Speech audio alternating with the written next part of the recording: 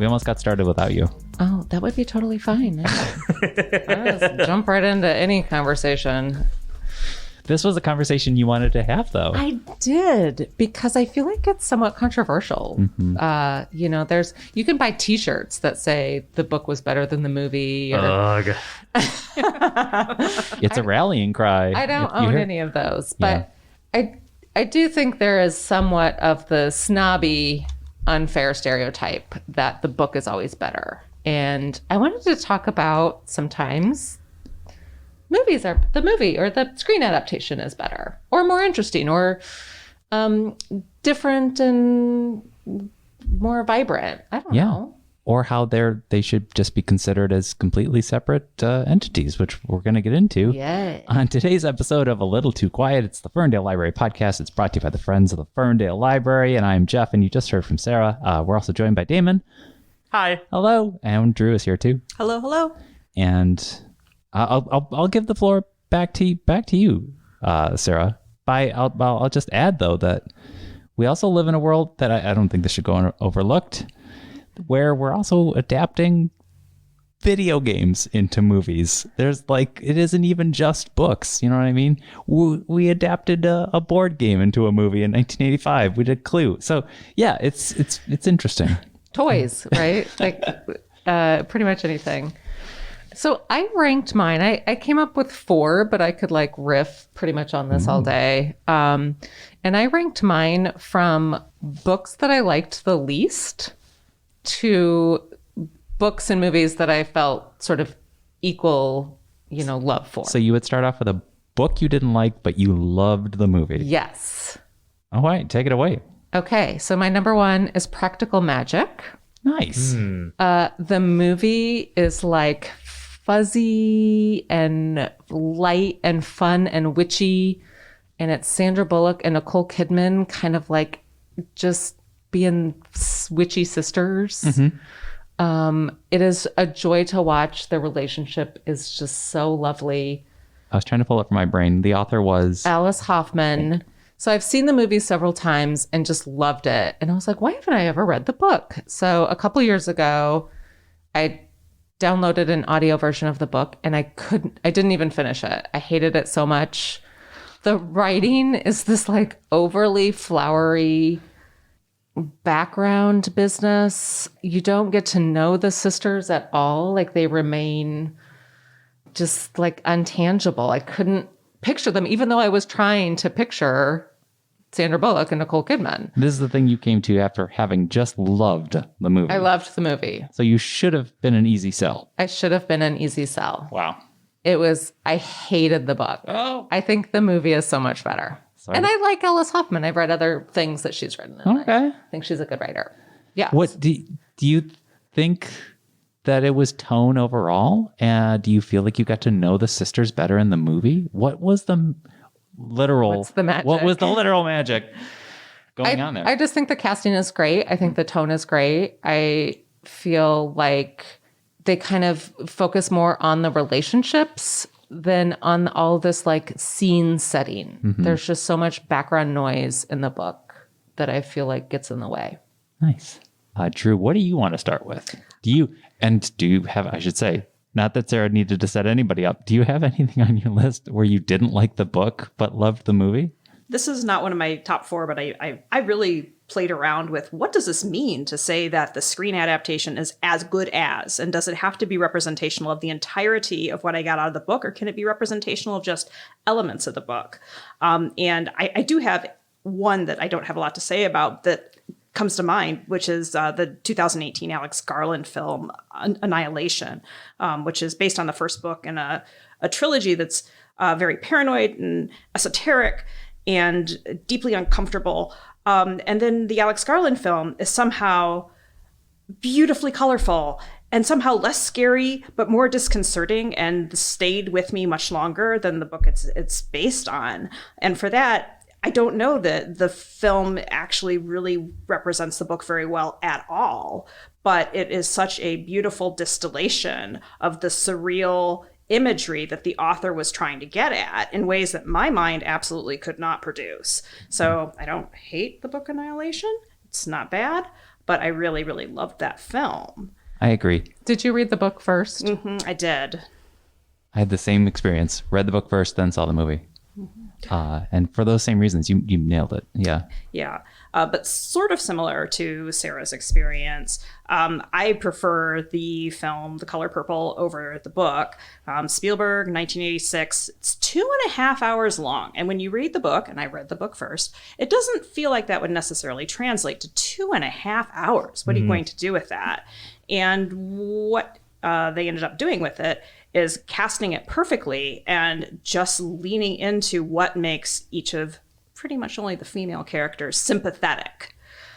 So the embodiment of the hardship hits differently when it is portrayed by a beautiful actor than when it's portrayed in this first-person narrative diary form, which is kind of a little bit thinking it through as opposed to purely experiential. Then it has this amazing fantasy sequence set in Africa that was just done purely for beauty's sake.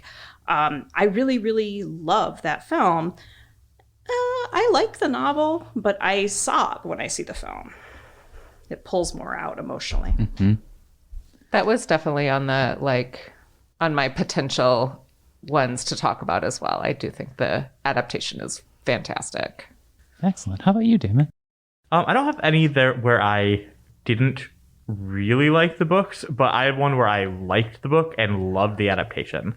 So I'm actually going to take it in a slightly different direction because my book I chose is actually a graphic novel series. It's called Lock and Key. It's written by Joe Hill, who is, if you don't already know, that's Stephen King's son. It's a story where it's this family that has the ability to find and use these magical keys, each with their own abilities and stuff. It's really, really neat. But Netflix did an adaptation in 2020, and it's ongoing, just wrapped up. So I think there's 3 seasons, either 2 or 3. I think there's 3. And there was just so much more they could do with it, with like exploring different keys that the book didn't explore, or like you could actually hear, like they had this thing where they could hear when they were getting close to a key, and you could hear the sound in the music, and like that would never happen in the book itself. And I thought that was such a cool way of doing it. It really drew you into the story. So very dark fantasy, but fantastic. That's when directors, they have so much more at their command, a cinematographer, a sound mixer, all of this stuff, the editing. So the odds are technically stacked in their favor. And yet most people will say, well, the book was better. But I think that those are 2 fantastic examples, especially Lock and Key and Annihilation, where you might just need more. And I think for me, I don't have an extraordinary pick to start with. It's going to be Jurassic Park again. We talk about that a lot on this podcast. But since Spielberg has already been mentioned, it does make me think of the decisions that screenwriters get to make in terms of what they decide to lean on.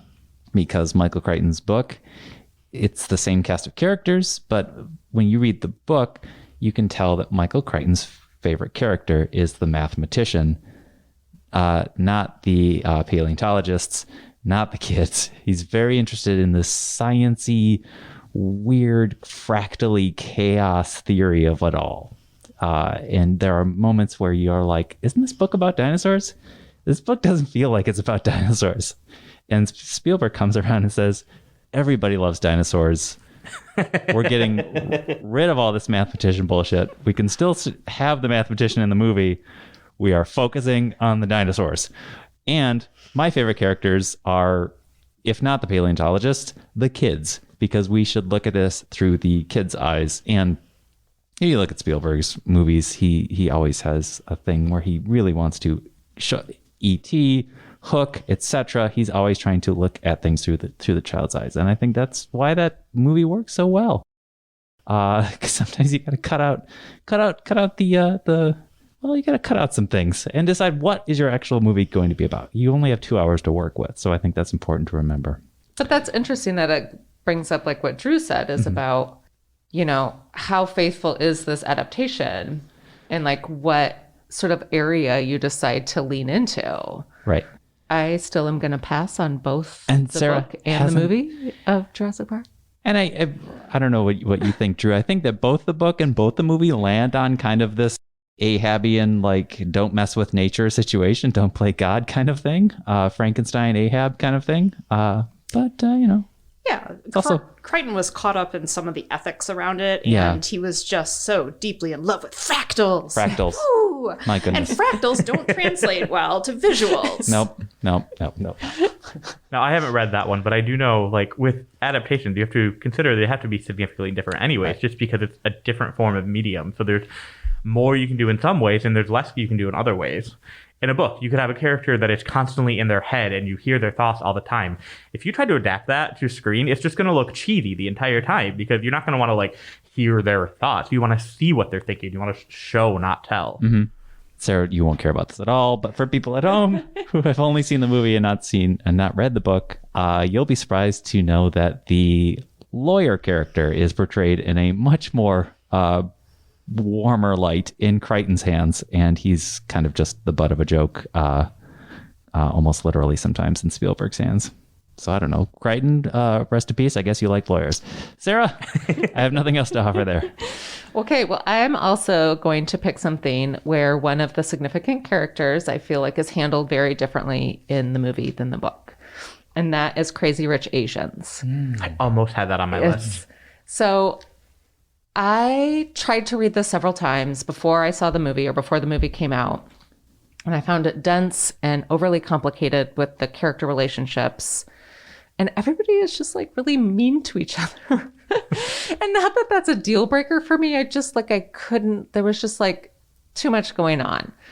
And then the movie came out, and the movie is just gorgeous. Just in front of your eyeballs, like the scenes and the costumes, everything is like sort of on purpose over the top. And then like Constance Wu and Henry Golding could be in everything as far as I'm concerned, because they are both gorgeous to look at. Mm-hmm. But I do think the Michelle Yeoh character who plays Henry Golding's mom, in the book, she just like is this like one note kind of like terrible person. And in the movie, I think you get her a little more. She's allowed to be prickly, but you just kind of understand a little bit more, I think, where she's coming from and who she is. And I think part of that is probably some of the screenwriting. And I think probably a lot of that is probably just Michelle Yeoh is amazing. And you get just a lot more humor. I think you have the obvious humor of Awkwafina in the movie, but I just felt like the tone was better. Yeah. That I didn't get some of that sort of dark humor from the book. So that is one of mine. I think the movie is better. And that's interesting because once again, sometimes you'll hear the argument that the character is richer on the page and one note on the screen. So it's interesting how that flip-flop can happen. Flip-flop. Yeah, true. What do you have next? Can kind of riff a little bit off of something that Sarah pointed out, but in a different way, which is that with Crazy Rich Asians, the style and the art direction are some of the things that really make the film. So when you read the Kevin Kwan book, it's not very lush in its descriptions overall. You're like, yep, get it. They're rich. It's Singapore. It's great. And then when you see it, it's just so much more immersive. This is not true in quite the same way, but one film that I really enjoyed immensely that I feel very meh about the book is Devil Wears Prada, because it was just incredibly fun to see the art direction in that film. And the ending is a little bit different. It creates in the main character, Andy, more autonomy. She makes a firm decision at the end. So she's empowered, but you also get all the fun, girly prettiness along the way. And you get, Meryl Streep eating up everything, and Emily Blunt's very good in it too. So sometimes something that's pretty shallow and light, once it's turned into something that is constructed by a cinematographer and a costumer and an art director, you get something that's so much bigger. And I think sometimes with romantic comedies and with beach reads, lighter novels, sometimes the movies are so much more than what you could have anticipated. I have the same experience with Gone Girl. I actually do not like that book. I just realized this while I was thinking about it. I read the book first. I thought nothing of it. Mm-hmm. And then it's very stylish. The performances themselves are stylized in a way that I think I was reading it more realistically in my brain. And it looks beautiful. So there are things that don't seem like they would be artistic on the cover of them when you're reading them as a book that turn into beautiful pieces of visual art on the screen. Excellent. How about you, Damon? My next one, I had very different feelings between the book and the movie, and I'll explain that in a second. So I chose The Hunger Games by Suzanne Collins. So the book came out in 2008, and the first movie came out in 2012. And what I mean by different feelings is this book series very much has a strong love triangle in it. And when I was reading the book, I was very, very, very, very firmly Team Gale.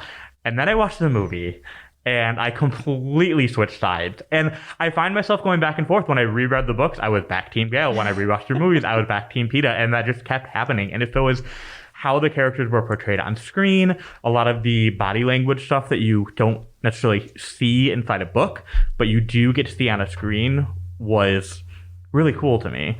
I also thought the movie felt a little bit more fast-paced and suspenseful, especially once they got into the arena. So in the book, you had time to hear about what Katniss was planning and like time spent in the cave with PETA and all the stuff where, yeah, there were fast-paced moments. You had to figure out how to deal with certain situations, but you got to see when it slowed down. Or in the movie, they got in the arena, and it was just like boom, boom, boom, boom, boom, this movie over. And so which I loved. Don't get me wrong. It was a different feel though. And so that was really interesting to me. Less planning, more action. Drew, you look like you. I do agree, but I think it's an example of where losing the internal dialogue makes the entire thing much more enjoyable. Totally. Overall. And I think the opposite is true for some book to screen adaptations where the internal dialogue is what gave it meaning. Mm-hmm. But because the Hunger Games trilogy is done as an action film, it doesn't need it, and it does move better. And the editing makes it work better. I think even makes it work better as it goes along. A lot of younger people did not enjoy the third novel in that series because it really goes into the elements of war and planning and trying to figure out what's ethical in war. And while that is definitely touched upon in the films that make it up, not having to listen to Katniss think it through moves it right along. Mm-hmm. Yeah. Mm-hmm. Yeah, I totally agree about all of that. And Stanley Tucci in both of those films. Stanley Tucci, terrific. Is a lovely bright spot. Just terrific. I've revealed in this podcast that I watched Pulp Fiction at too young of an age, but turned out fine, I think, hopefully. And that so far. So that's obviously not based on a book, and that has nothing. But that is my intro into how, at probably also too young of an age in the late 90s, I started reading lots of crime fiction, and I was drawn specifically to Elmore Leonard, especially since he was a Detroit native and was considered one of the masters of the genre. And just a good punchy writer. So he had a real moment in the 90s, and there was a slew of Elmore Leonard films. 3 out of the 4 of them hit it entirely out of the park because, and that's you have Get Shorty in 1995 with John Travolta, and then it's followed up by Jackie Brown in 1997 by Quentin Tarantino. And then a little film that Sarah literally just caught up with called Out of Sight with George Clooney and Jennifer Lopez. First time seeing that, Sarah? No, it was a rewatch for me, but I probably saw it. When did it come out? Did you say 97? 98. So I probably saw that in the theaters in 98. Yeah. And then last fall, I was on an airplane and I was like, I'm going to put something on that I will just can kind of tune out and maybe fall asleep. I was sucked in, even though I knew the story and what happened, I was sucked into that. The dialogue, the pacing, the sizzling chemistry between Jennifer Lopez and George Clooney of people kind of meh about both of them. Mm-hmm. But on the screen together, I was like, chemistry. It was just I couldn't look away. Elmore Leonard is often credited for his dialogue, and his books tend to be much more plot than story. So they are almost, the book is ready-made, like this is actually a screenplay. You should just put this on film. Yeah. Which is what Barry Sonnenfeld does in 1995 with Get Shorty. It is very much just the book is right there on the screen. The director of Addams Family and Men in Black taking on Elmore Leonard. And that's just a straight book to movie transition there. And I don't know. I don't think Barry Sonnenfeld has ever been a confident director. However, Quentin Tarantino decides I'm going to really focus on this character, Jackie Brown, who isn't necessarily a huge character in the source material, and makes the whole movie about her. It still works. And then you've got, of course, Out of Sight, Steven Soderbergh. It's totally working. I would probably never, like, that's a good example of something I will probably never go back and read those books. Like, right. Do I need to? No, but they're very of, that's why I said they're very of that 90s, like gritty, cynical, like dark, hard boiled Pulp Fiction-y kind of energy. And like that, it's, oh, I should say there, who can help me out here? There's Timothy Olyphant is in some sort of television show where he's playing a cowboy kind of detective. You're all just blank stares, everyone. Justified is the name of the show. Justified. That also comes from Elmore Leonard source material. I can't speak on it. I haven't seen the show, but his characters, I don't know if his style is in vogue. You know, that whole crime fiction thing isn't happening anymore. It had its moment. It did. In the 90s. I didn't think that Out of Sight was going to hold up, and I really thought that it did. Good. Go rewatch it. What do you got next, Sarah? So my next one is The English Patient by Michael Ondaatje. And this is one of those where, like, I like the book quite a bit. I do not, however, suggest it to a lot of readers because I find it like it's one of those, like, it's like a AP English kind of books where it's like you have to focus and it's dense and it's not very accessible. It is very literary. And a lot of Michael Ondaatje's stuff is like that. Can you remind me, I believe the book is structured that it's told from the perspective of 4 people. Does it intersplice those perspectives, or is it just, this is this person's part, this is this person's part? No, it intersplices. Okay. I couldn't remember. But the movie is something that I think is maybe better than the book. It's definitely more accessible. I think that I would suggest it to people who like that, like sweeping historic dramas with the love story and kind of a little bit of a twist. The settings are great. Kristen Scott Thomas, Ray Fiennes, delightful to watch on screen. I haven't seen it in a while, but I remember having read the book and then seen the movie, that I was thinking, oh, they're leaning too hard into the love story to these 2 characters. They're letting these other 3 characters fall by the wayside. Other 2 characters. Isn't it? There's a lot of characters. Anyway. I did, however, we had a discussion the other day about movies that are too long. And one of the things that I do like about Michael Ondaatje is his books are slow reads, but they're short. Mm-hmm. The movie, I did not remember this in watching the film because it doesn't feel like that, but I looked it up. It's 2 hours and 42 minutes. 42 minutes. He looked it up too. That is too long.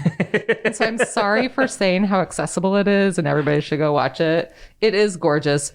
That is bonkers long. Like, quit making long movies, people. Stay tuned later for our recommendations to watch the uncut Dune and Lord of the Rings. Anyway. I just want to add, that is part of the reason I love when things get turned into like miniseries, because then it's indigestible chunks. Like, I can watch 6-hour-long episodes. Like, that's fine. Rather than a 3.5-hour-long movie. Mm-hmm. That's a good point. Mm-hmm. Yes, I agree.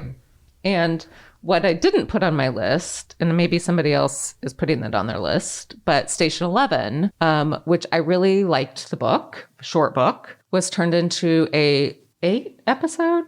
Yes. So approximately hour-long series. And it sort of like expanded the universe a little bit. And it allowed the storytelling to like kind of develop. Mm-hmm. And the characters developed in ways that I think are more interesting even than the book. And I liked the book a lot, but I agree. I think it was a good decision to like turn that into a show and not a 3-hour movie. Listeners at home may be picking up soundtrack of a car outside. We're just going to roll with it.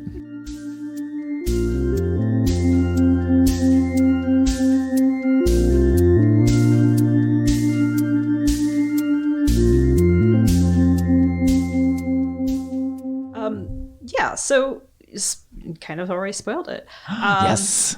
Yes, it's time to talk about Dune, or the many Dunes, depending on how we're thinking about it. This is one of the approaches I took to thinking about as good as the book.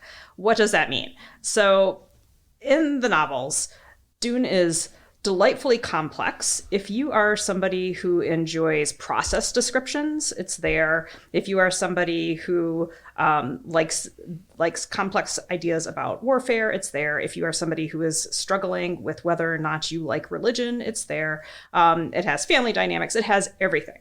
And I personally really enjoy gigantic, overly wordy, overly descriptive books. I find them very satisfying. And I also like creating visions in my own mind of what this is going to be. And I think often when somebody says the book was better, what they mean is I had a vision. It was very clear to me. I enjoyed that vision. And they had a different vision they put on the screen. However, there are things that I had a vision of that look much better in different screen adaptations. So, and then there are some things that I haven't seen yet in Dune that I am very hopeful I'm going to see in Dune Part 2, the follow-up to the 2021, assuming it's coming.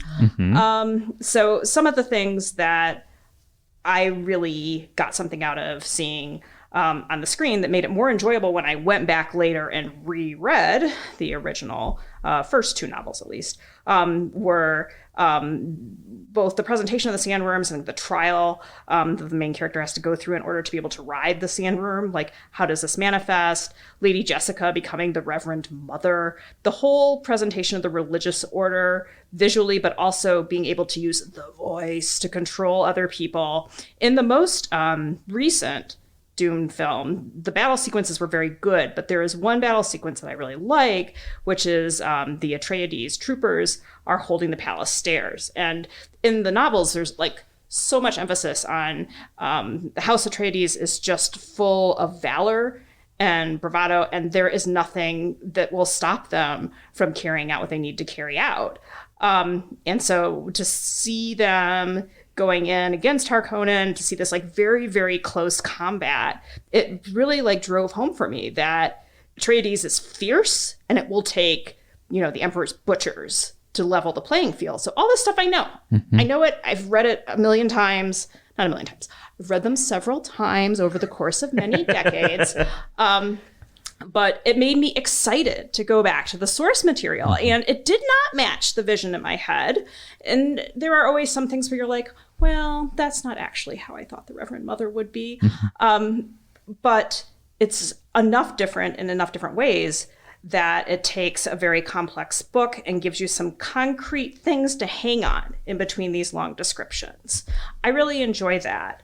And staying in the sci-fi realm, the His Dark Materials series on HBO that just wrapped up is not as good as the Philip Pullman novels to me, because what the Philip Pullman novels represent to me is a very nuanced way to present to younger people, although I was an adult when I read them, the complexities about how belief dictates what society allows people to do in terms of individual freedom.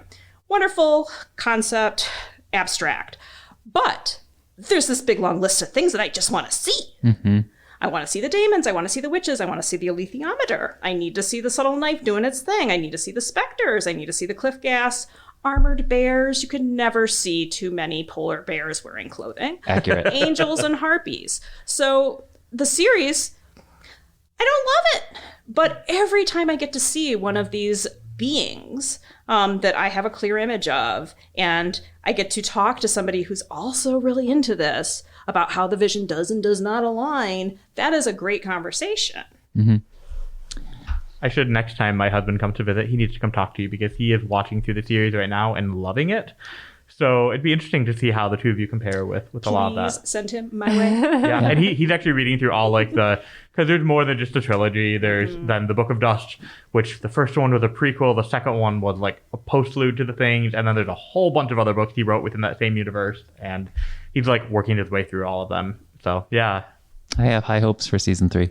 I think season 2 admittedly was affected by a pandemic, but we'll see.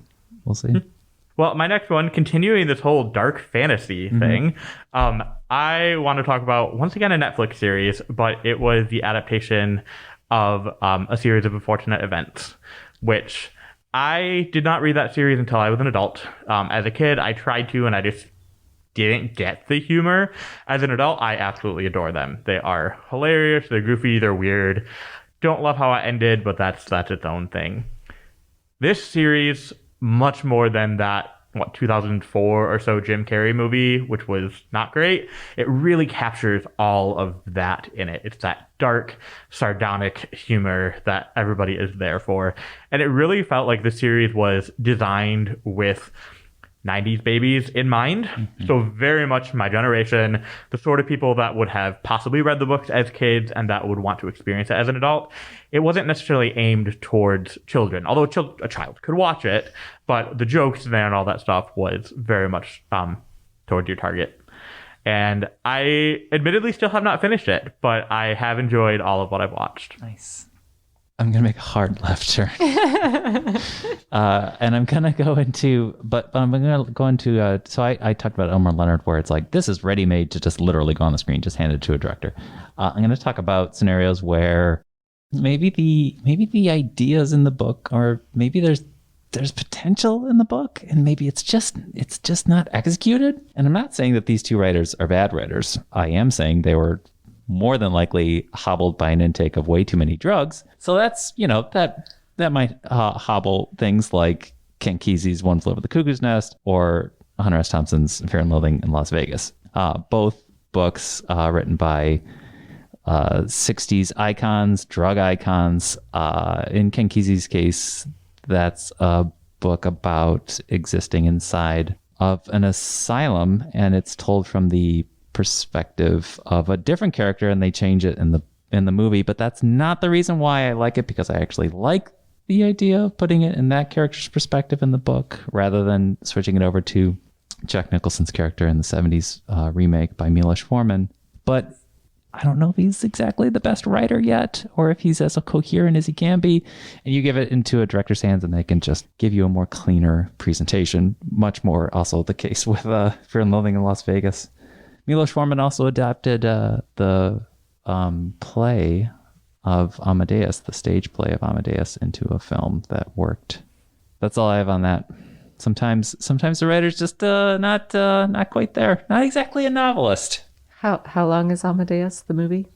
The theatrical cut is 220, which you can handle. Real heads watch the 3-hour uncut. What else you got, Sarah? Okay, so my next one, as I've worked down my list, is to the one where, kind of like Damon, like I liked this book as much as I liked the movie. In fact, the book is probably in my top 5 of all-time favorites, and that is Atonement by Ian McEwan. This is a book I've read several times, and I'm not a big rereader. And I think it gets better every time I read it. There is sort of a secret and a twist that I feel like is not a thriller twist. It's not a Gone Girl like twist, but it is kind of an aha moment that I feel like with rereads gets better, because you see the construct of the novel that you just, it's just, I love it so much. The movie stars Keira Knightley as Celia and James McAvoy. Forget the guy's name. He's the gardener's son. And it's gorgeous. And a young Saoirse Ronan. And Benedict Cumberbatch. And like the cast is fantastic. The book and the movie are sort of set up there. So there's an event that takes place that is a life-changing event for everybody involved. And the build up to that event in both the book and the movie are great. And I wasn't sure how the movie was going to handle that build up. And then the events that happen afterwards are equally wonderful to watch on the film. This movie has the sexiest sex scene that ever sexed. She said like it. Wow. It is real sexy. Sarah, this is a family show. And which is why I'm only using that word. It takes place in a library. Uh-huh. And there's a green dress involved. Oh, my. And Drew's kind of blushing over there, too. I feel like she's seen it. It's real nice. Wow. And that part is better than the book, because I feel like the book doesn't do that instance justice, because you don't have Keira Knightley in this gorgeous dress. But the tension is really there, and that kind of turns it up for everything that happens. I also wasn't sure how I'm calling it a twist, but sort of the aha moment was going to be handled in the movie. Mm-hmm. And I think it is done very well. And even though I had read the book several times, when I watched the movie, when it happens in the movie, I was like, oh, like, yes, this is how it's done. Not that it's not different in any way, but I just thought visually how the sound and the visual of it is just, it's very moving. It's very striking. This is directed by a director named Joe Wright, who went on to go on to a bit of an ambitious trilogy of adaptations. He also did Pride and Prejudice and Anna Karenina, all with Keira Knightley. And I'm not like a Keira Knightley stan by any means. Like, she's fine. I just think she's really well cast as Celia, as this sort of like upper crust snobby. And it only has a runtime of 2 hours and 3 minutes. It is 2 hours and 3 minutes. It's perfect. It's perfect. There's an uncut David Lynch version of Dune that's 3 hours, if you're ever interested, Sarah. And also the Denis Villeneuve version will be 5 hours when it's if you're too interested. long. I also think a lot of books are too long too, so I'm not just picking on movies by any means. That's okay. The shorter they are, the more you can read, right?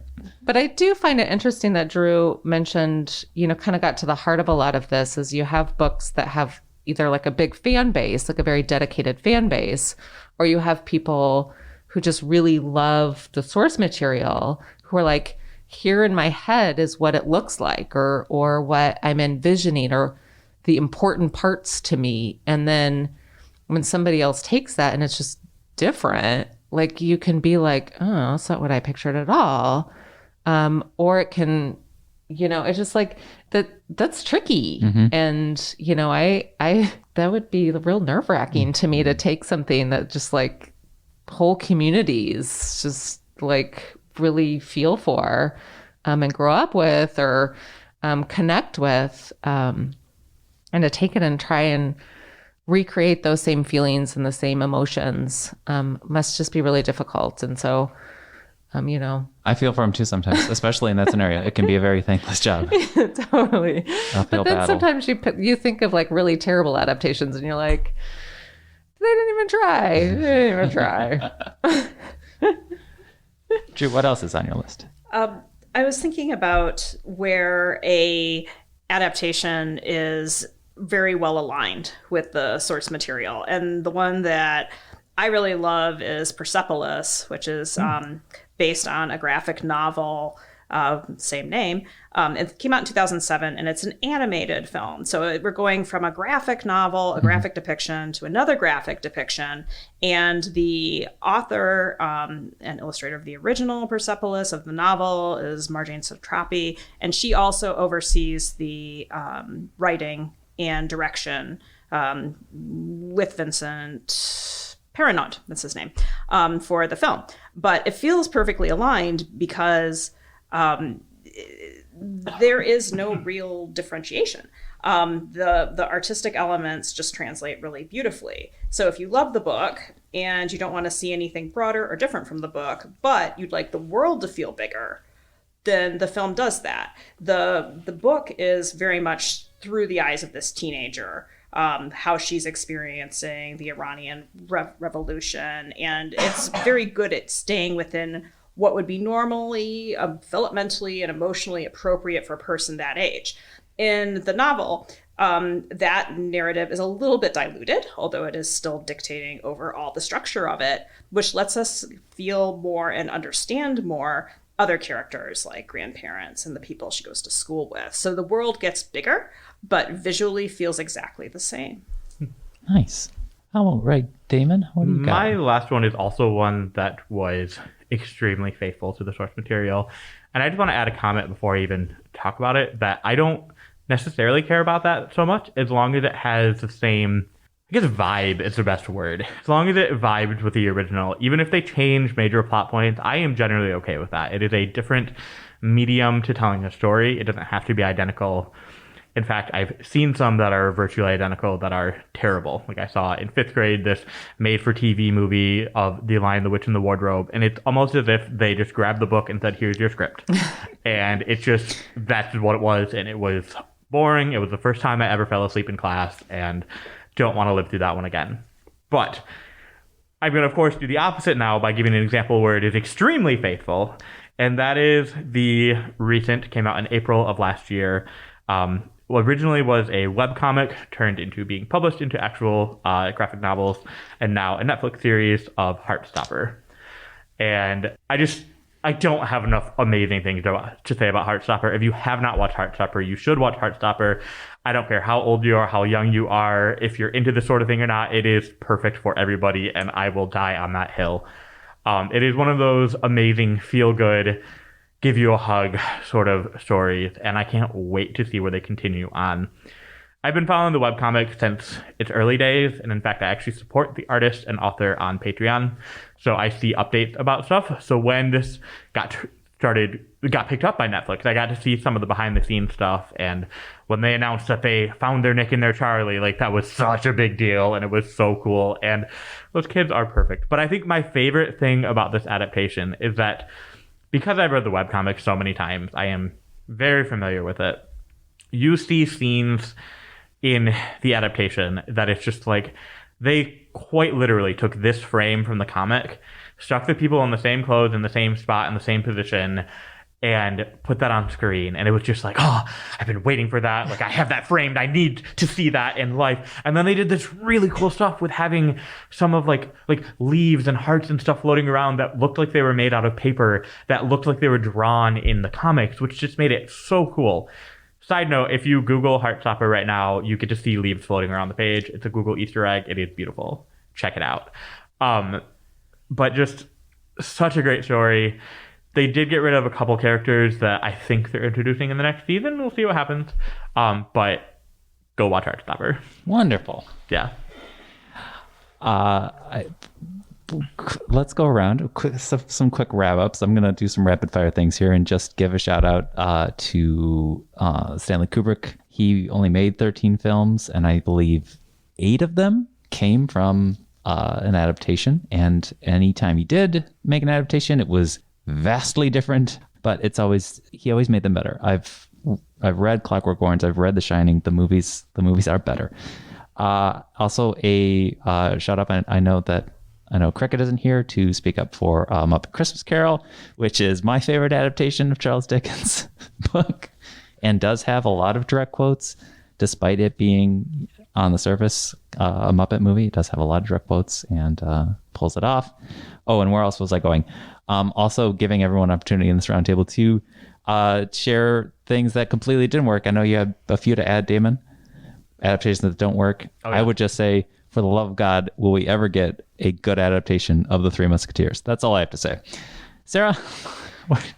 Well, I kind of have two things. So one is, I think one of the nice things that we haven't talked about adaptations is that, and Heartstopper brings this to mind, is when you have something that's been popular on, a streaming service or something like that, it brings people who've not yet experienced the original material to the original material. Like when that was popular, this past fall or something like that, like there was a lot of teenagers coming in asking for that book. And I was like, yay, this is great. Like you're introducing, I think some individuals who might not have come across their sort of reading list before the show. And I think that's really great that some of these adaptations are just creating that sort of like new book readers. This doesn't contribute to your point whatsoever, but you were hemming and hawing to see that there was a high circulation rate for Where the Crawdads Sing, and technically it's the same effect of the movie coming out and people coming to get the. We are not talking about that because that gets too much attention anyway. Right. My last one, I think, for like bad to good, and is one of my favorite authors is John Irving, and he's written a lot of really big long books. And he has some really great adaptations from like his early works, like World According to Garp and Hotel New Hampshire. And then there was a really terrible adaptation of A Prayer for Owen Meany called Simon Birch. And it is like embarrassingly bad. And it just doesn't, the book is complicated. And it doesn't do any justice to the book whatsoever. And I think John Irving was embarrassed about it and was like, you know what? I'm going to do this myself. And so he wrote the adaptation for Cider House Rules and won an Oscar for the screenplay. And it's a great book and it's a great film. Wow. I love both of those works together. Right on. Yeah. True. Thinking about where we have existing visuals and existing fan bases, and the fan bases are unhappy. And what the difference is between the made-for-TV Lion Witch in the Wardrobe and say His Dark Materials is that I feel like the people writing and designing and creating the visuals for adaptations that move from one either visual medium or from a novel that really leans into the fantastic is that the people who create the successful adaptations are saying yes and. So they're not saying start from scratch. They're not saying my vision. They're saying existing vision, how it's manifested itself in common cultures, and nowadays how it's manifested itself in fan art, how it's manifested itself in fanfic, and here's something that we can do because our toolbox is so much bigger. So I think that that's what makes a lot of the fantasy adaptations I like as successful as the books. And the last thing I wanted to touch on was that for horror, there are some things that are scarier in theory than they are in vision. And there are some things that are scarier on the screen than they could ever be in any given description. And The Shining really touches on that because in the book, it's a haunted house story. And there's some mental illness going on, but that's not really what the thing is. And the movie is Descent into Madness. And these supernatural events are manifestations of insanity and alcoholism and things that feel very real to me. I like all Stephen King books. I find them all somewhat scary. The Shining is terrifying. And we've talked a lot about like the right casting making a difference. And Shelley Duvall as Wendy is in pain. Like she is presenting a physical representation of not just horror, but like your world dissolving and the sense of you're going to be able to survive going away. Like there's a physicality to that can't be captured in the books. And very, very briefly, Fight Club. The movie is not at all like the book in some ways. The book opens on a nude beach. The movie opens on an airplane. Fincher was able to take the most absurd elements and restructure them while at the same time capturing all of the beautiful surreality and weirdness of the novel. And so that's another one where sort of like Kubrick in The Shining, Kubrick was able to identify the elements that were most salient to creating strong emotional responses and good images. And he did that by wandering away many times. Fincher kind of does the opposite in Fight Club. He really extracts certain images and certain ideas from the novel, leans into it, but cuts out the stuff that's a little too weird for film. And even Chuck Palahniuk agrees with you. Yeah, agrees with you. In the DVD commentary, he admits it. Before going into a couple adaptations that I hate, because I definitely have a few of those and I really want to talk about them, I want to bounce off something Drew was saying, and that is that sometimes adaptations can also fix some problems in the source material because the source material may not be perfect. So for example, Lock and Key, the source material, I don't think there's a single non-white character. And they fix that in the adaptation and they make some of the primary characters of color. And it's wonderful that they make that decision. So I think that's great.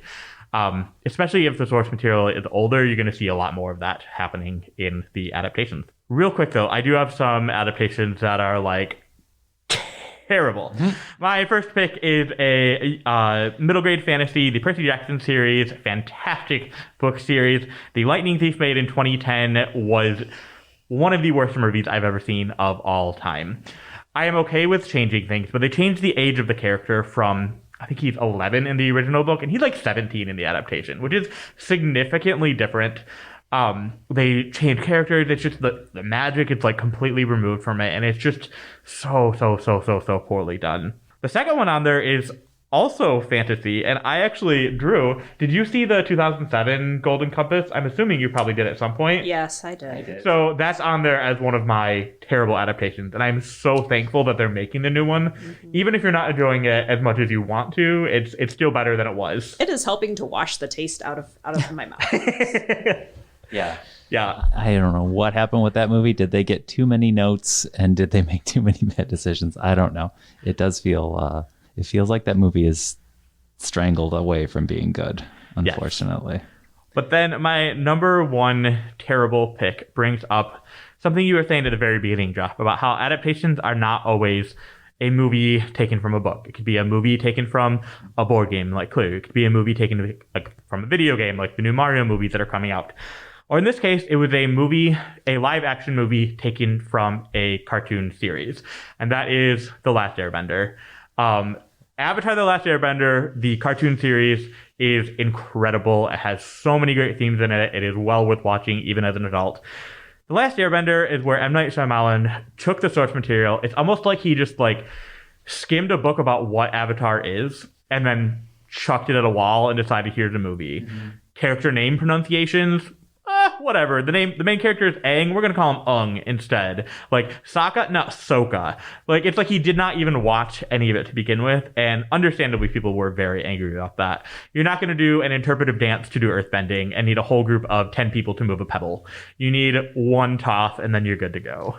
So, yeah.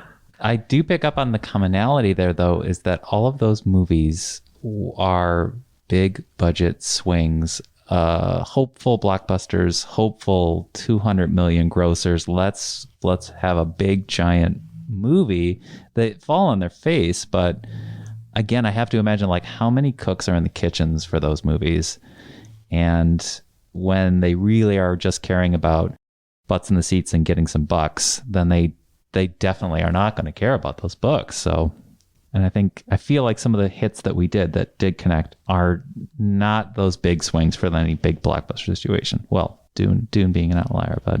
And I think oftentimes adaptations are served very well by having the original creator, if they're still around, be a part of the process. Yeah. Because some of my favorite ones, like Heartstopper, Alice Oseman is on set every day for that and really made it happen.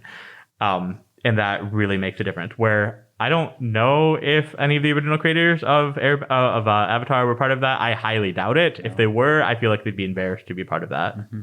Yeah, you can definitely see that with Netflix's The Sandman too. You can see Neil Gaiman all over it, and also to go back to your point where we would make different casting decisions, we would make different characterization decisions, we would be diverse because this is an immense world. Of course, it's diverse. Mm-hmm. The Sandman really did that, and it made a difference for me. I found it slightly more enjoyable than that comic series, which was truly why I'm still into comics at this point as an adult. It makes a difference for sure. And things like Wicked the musical, which is significantly different than the book by Gregory Maguire.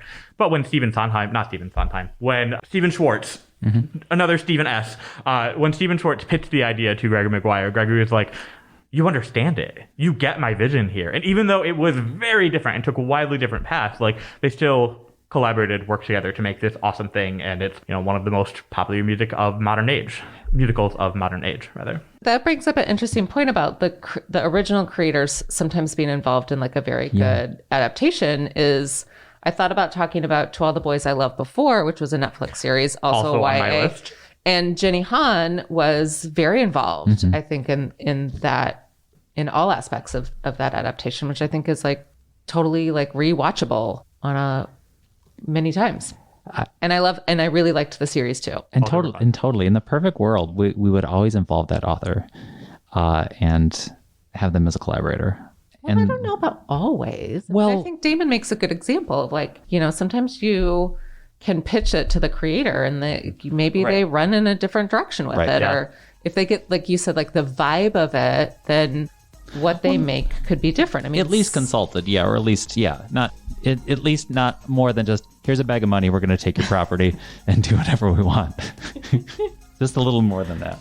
Well, we are out of time. Thank you so much, everyone, for joining us on this latest episode of A Little Too Quiet, the prelude to an eventual viewing of the film Jurassic Park by Sarah, and she will report back later. Thank you for listening. It is A Little Too Quiet, the Ferndale Library podcast brought to you by the Friends of the Ferndale Library. And we thank John Duffy for the music to intro and outro this show each week. Please remember to rate, review, and subscribe. And if you want to support this podcast, go to ferndalefriends.org. And we'll be back next week with more. Thanks for listening.